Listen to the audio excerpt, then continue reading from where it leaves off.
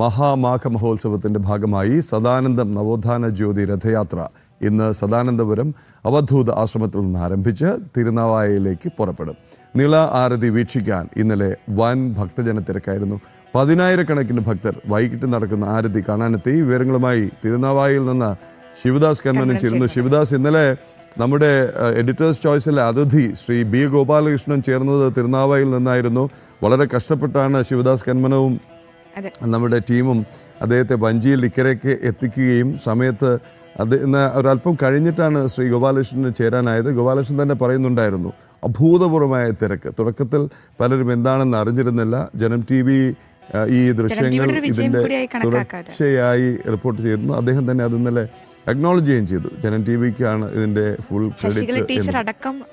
ഫേസ്ബുക്കിൽ കുറിക്കുകയും ചെയ്തു. ഇത് കാരണമാണ് നാട്ടുകാർ അറിഞ്ഞതെന്ന്. ശിവദാസ്, നമസ്തേ, ഗുഡ് മോർണിംഗ്.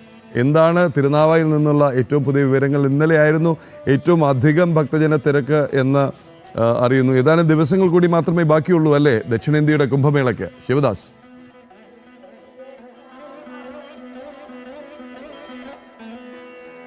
തീർച്ചയായും പ്രദീപുള്ള, അശ്വതി, നമസ്തേ. വലിയ രീതിയിലുള്ള തിരക്കാണ് കുംഭമേളയിൽ അനുഭവപ്പെടുന്നത്. അതായത് മഹാമഘ മഹോത്സവത്തിൽ ഓരോ ദിവസവും കൂടുതൽ ആളുകൾ എത്തിക്കൊണ്ടിരിക്കുന്നു. കേരളത്തിൽ നിന്ന് മാത്രമല്ല, ഇതര സംസ്ഥാനങ്ങളിൽ നിന്നടക്കം നിരവധി ഭക്തരാണ് ഇവിടേക്ക് വന്നുകൊണ്ടിരിക്കുന്നത്. പ്രത്യേക ബസ്സുകളിലും KSRTC ഇതിനുവേണ്ടി പ്രത്യേക സർവീസ് അനുവദിച്ചിട്ടുണ്ട്. അതോടൊപ്പം തന്നെ ഇന്നലെ 3 ട്രെയിനുകൾക്ക് ഇവിടെ കുറ്റിപ്പുറത്ത്, അതായത് തിരുനാവായ്ക്ക് തൊട്ടടുത്തുള്ള റെയിൽവേ സ്റ്റേഷനാണ് കുറ്റിപ്പുറം, അവിടെ 3 ട്രെയിനുകൾക്ക് സ്റ്റോപ്പ് അനുവദിച്ചിട്ടുണ്ട്. ഇങ്ങനെ ഇതുമായി ബന്ധപ്പെട്ടുള്ള സജ്ജീകരണങ്ങളും ഒരുക്കങ്ങളും എല്ലാം തന്നെ നടന്നുകൊണ്ടിരിക്കുന്നുണ്ട്. അതോടൊപ്പം തന്നെ ഓരോ ദിവസം കഴിയുന്തോറും വലിയ രീതിയിലുള്ള ഒരു ഭക്തജന പ്രവാഹം തന്നെയാണ് ഇവിടേക്ക് എത്തിക്കൊണ്ടിരിക്കുന്നത്. ഇന്നലെയാണ് ഏറ്റവും കൂടുതൽ ഭക്തർ ഇവിടേക്ക് എത്തിയത്. പ്രത്യേകിച്ച് നിള ആരതി കാണുന്നതിന് വേണ്ടി വൈകിട്ട് 6:30-ക്ക് ശേഷമാണ് നിള ആരതി തുടങ്ങുന്നത്. അത് കാണുന്നതിന് വേണ്ടി ഏകദേശം 1 ലക്ഷത്തിൽ കൂടുതൽ ഭക്തരാണ് ഇന്നലെ ഇവിടേക്ക് വന്നത്. അതിന് തൊട്ടു മുൻപുള്ള ദിവസങ്ങളിലും ഭക്തരുടെ എണ്ണം ഓരോ ദിവസവും പ്രതിദിനം അത് വർദ്ധിക്കുന്ന ഒരു സാഹചര്യമാണ് നമ്മൾ കണ്ടത്. ഇന്നും അത്തരത്തിലുള്ള ഒരു തിരക്ക് ഉണ്ടാകും എന്ന് തന്നെയാണ് മനസ്സിലാക്കാൻ കഴിയുന്നത്. കാരണം ഇന്നും ഒരു അവധി ദിവസം കൂടിയാണ്. അതുകൊണ്ട് തന്നെ വലിയ രീതിയിലുള്ള തിരക്കും ഇന്നും ഉണ്ടാകും എന്ന് തന്നെയാണ് നമുക്ക് മനസ്സിലാക്കാൻ കഴിയുന്നത്. പ്രത്യേകിച്ച് ഈ മഹാമഘ മഹോത്സവത്തിലെ ഏറ്റവും പ്രധാനപ്പെട്ട ഒരു ചടങ്ങാണ് നിള സ്നാനവും അതോടൊപ്പം തന്നെ നിള ആരതിയും. ഈ നിള ആരതി കാണുന്നതിന് വേണ്ടിയിട്ടാണ് ഏറ്റവും കൂടുതൽ ഭക്തർ എത്തുന്നത്. ഈ കാശിയിലെ പണ്ഡിറ്റുകൾ തന്നെയാണ് ഗംഗ ആരതി 1 മണിക്കൂർ നീളുന്ന ഈ പരിപാടി കാണുന്നതിന് വേണ്ടി നിരവധി ഭക്തർ ഇതര സംസ്ഥാനങ്ങളിൽ നിന്നും കേരളത്തിലെ എല്ലാ ജില്ലകളിൽ നിന്നും ഇവിടേക്ക് ആളുകൾ എത്തിക്കൊണ്ടിരിക്കുന്നുണ്ട്. എന്തായാലും വലിയ രീതിയിലുള്ള ഒരു വിജയം തന്നെയാണ് മഹാമഘ മഹോത്സവം. ഇപ്പോൾ ഏകദേശം ഇന്ന് 9ാം ദിവസമാണ് മഹാമഘ മഹോത്സവം ആരംഭിച്ചിട്ട്. ജനുവരി 18-നാണ് മഹാമഘ മഹോത്സവം ആരംഭിച്ചത്. 19-ന് ഗവർണർ ഔദ്യോഗികമായി ഉദ്ഘാടനം ചെയ്തു. ഫെബ്രുവരി 3 വരെയാണ് മഹാമഘ മഹോത്സവം നടക്കുന്നത്. ഓരോ ദിവസവും പ്രത്യേക പൂജകളും അതോടൊപ്പം തന്നെ ആത്മീയ പരിപാടികളും ഉണ്ട്. അതോടൊപ്പം തന്നെ സാംസ്കാരിക പരിപാടികളും ഇതിൻ്റെ ഭാഗമായി നടക്കുന്നുണ്ട്. ഈ മഹാമഘ മഹോത്സവം എന്ന് പറയുന്നത് അത് നദീ പൂജയാണ്. നദിയുമായി ബന്ധപ്പെട്ട് നിലനിൽക്കുന്ന ആചാരങ്ങളുടെ ഭാഗമായാണ് മഹാമഘ മഹോത്സവം സംഘടിപ്പിക്കുന്നത്. നൂറ്റാണ്ടുകൾക്ക് മുൻപ്, അതായത് ഏകദേശം 2.5 നൂറ്റാണ്ടുകൾക്ക് മുൻപ് ഇവിടെ ഇത്തരത്തിലുള്ള നദീ പൂജയും സന്യാസി സംഗമവും അടക്കമുള്ള പരിപാടികൾ നടന്നിരുന്നു. പിന്നീട് ടിപ്പു സുൽത്താൻ്റെ അധിനിവേശവും അതോടൊപ്പം തന്നെ മറ്റ് ബ്രിട്ടീഷുകാരുടെ അടക്കമുള്ള കടന്നുകയറ്റവും കാരണം അത് നിന്നിരുന്നു. പിന്നീട് വീണ്ടും അത് ഏകദേശം 2016 മുതലാണ് വീണ്ടും അത് സജീവമായി നടക്കാൻ തുടങ്ങിയത്.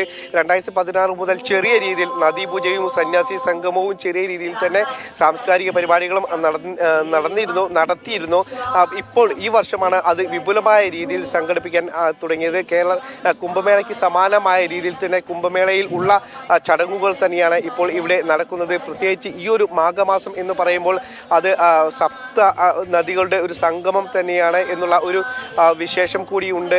ഈ 7 നദികളുടെ സംഗമം ഇവിടെ ഈ സമയത്ത് സ്നാനം ചെയ്യുമ്പോൾ അത് പുണ്യമാണ് എന്നുള്ള വിശ്വാസം ഉണ്ട്. പ്രത്യേകിച്ച് ഭാരതപ്പുഴ ഒരു പുണ്യ നദി കൂടിയാണ്. അത്തരത്തിലുള്ള ഒരു വിശ്വാസത്തിൻ്റെ ഭാഗം കൂടിയാണ് ഈ മാഘമാസത്തിൽ ഇവിടെ ഇത്തരത്തിൽ ഒരു മഹാമഘ മഹോത്സവം നടക്കുന്നത്. എല്ലാ വർഷവും പണ്ട് മാമാങ്കത്തിന് മുൻപ് എല്ലാ വർഷവും ഇത്തരത്തിൽ സന്യാസി സംഗമവും നദീപൂജയും ഒക്കെ നടന്നിരുന്നു. പിന്നീട് അവ നിലച്ചു പോവുകയായിരുന്നു. ഇപ്പോൾ അത് സനാതനധർമ്മത്തിൻ്റെയും ഇത്തരത്തിലുള്ള വിശ്വാസങ്ങളുടെയും ആചാരങ്ങളുടെയും എല്ലാം തന്നെ ഒരു വീണ്ടെടുപ്പാണ് ഇപ്പോൾ തിരുനാവായയിൽ നമ്മൾ കാണുന്നത്. ത്രിമൂർത്തി സംഗമ സ്ഥാനം കൂടിയാണ് തിരുനാവായ എന്ന് പറയുന്നത്.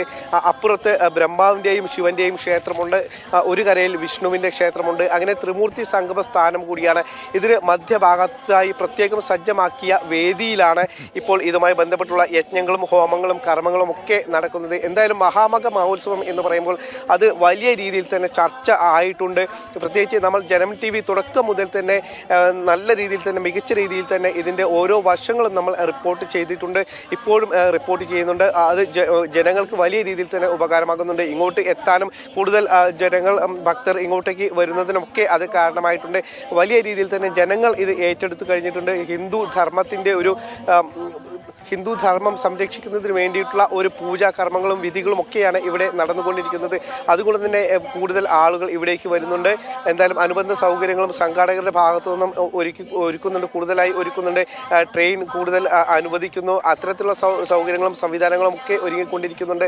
വരും വർഷങ്ങളിലും ഇത് മികച്ച രീതിയിൽ തന്നെ നടത്താനാണ് സംഘാടകരുടെ തീരുമാനം. ഓരോ ദിവസവും ആളുകൾ കൂടിക്കൊണ്ടിരിക്കുന്ന ഒരു സാഹചര്യം തന്നെയാണ് ഇവിടെ ഉള്ളത്. അല്പസമയത്തിനകം നിള ആരതി നടക്കും. ഏകദേശം 8:30 മണിയോടുകൂടിയാണ് ഈ ഒരു മഹോത്സവത്തിലെ പ്രധാനപ്പെട്ട ചടങ്ങുകളിൽ ഒന്നായ നിള ആരതി നടക്കുക. ഈ സമയത്ത് മാഘമാസത്തിൽ സ്നാനം നടക്കുമ്പോൾ അത് പുണ്യം എന്നാണ് ഒരു വിശ്വാസം. അതിൻ്റെ ഭാഗമായി നിള സ്നാനം അല്പസമയത്തിനകം ഉണ്ടാകും. 8:30 നിള സ്നാനം ഉണ്ടാവുക. ആചാര്യന്മാരുടെ നേതൃത്വത്തിലായിരിക്കും ഇത്തരത്തിൽ നിള സ്നാനം നടത്തുക. കൃത്യമായ നിർദ്ദേശം നൽകും. ഭൂമിയെയും അതോടൊപ്പം തന്നെ നദിയെയും പ്രകൃതിയെയും സൂര്യനെയും എല്ലാം തന്നെ ആരാധിച്ചുകൊണ്ട് സ്നാനം നടത്തുന്നതാണ് ഇതിൻ്റെ രീതി. വേദമന്ത്രങ്ങളുടെ ഒക്കെ ഉച്ചാരണത്തോടു കൂടിയിട്ടാണ് ഇത്തരത്തിൽ ഈ നീളാസ്നാനം ഇവിടെ നടത്തപ്പെടുക. ഇതിന് കൃത്യമായ നിർദ്ദേശങ്ങൾ ആചാര്യന്മാരുടെ ഒക്കെ നേതൃത്വത്തിൽ നടക്കുന്നുണ്ട്. ഈ നീളാസ്നാനത്തിൽ പങ്കെടുക്കാനും നിരവധി ഭക്തർ ഇവിടേക്ക് എത്താറുണ്ട്. ഇന്നും അത്തരത്തിൽ അല്പസമയത്തിനകം 8:30 ഇത്തരത്തിൽ ഈ നീളാസ്നാനം ഇവിടെ നടക്കുക. എന്തായാലും മഹാമക മഹോത്സവം അത് വലിയ രീതിയിലുള്ള ഒരു വിജയമായി മാറിക്കഴിഞ്ഞിട്ടുണ്ട്. തീർച്ചയായും ശിവദാസ്, അത് തന്നെയാണ് ഒരു വലിയ ഭക്തജന ഒഴുക്ക് തന്നെയാണ് ആ തിരുനാവായിലെ ആ നാവാമുകുന്ദനെ ഒന്ന് കാണാനും. ആരതി കഴിയുമ്പോൾ നാം അടക്കം കാത്തിരിക്കുകയാണ്. അവിടെ ആദ്യം നിള പൂജയും പിന്നാലെ നടക്കുന്ന ആരതിയും. ഗംഗാ ആരതിയാണ് ഇതിനു മുമ്പ് സമാനമായി ഞാൻ കണ്ടിട്ടുള്ളത്. എന്തായാലും കേരളത്തിലുള്ളവർക്ക് മാത്രമല്ല, സമീപ സംസ്ഥാനങ്ങളിൽ നിന്നുള്ളവർക്ക് ദക്ഷിണേന്ത്യയുടെ കുംഭമേളയായി എല്ലാ അർത്ഥത്തിലും നമുക്ക് സ്ക്രീനിൽ കാണുമ്പോൾ തന്നെ ഒരു പോസിറ്റീവ് അറ്റ്മോസ്ഫിയർ ആണ്. അപ്പോൾ അവിടെ പോകുമ്പോൾ എത്രമാത്രം പോസിറ്റീവ് ഒരു ഫീൽ എന്തായിരിക്കും അത്.